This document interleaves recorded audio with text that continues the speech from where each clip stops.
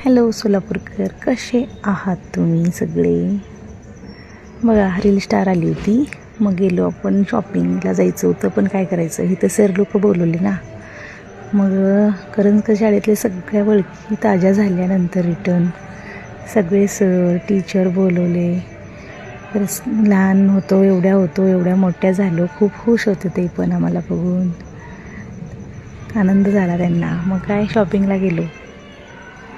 मग काय नळपेठमध्ये गेलो, शॉपिंग झाली. शॉपिंग झाल्यानंतर ना मग काय नळपेठमध्ये गेलं की बाहेरच निघू वाटत नाही, इतकं भारी आहे तिथं.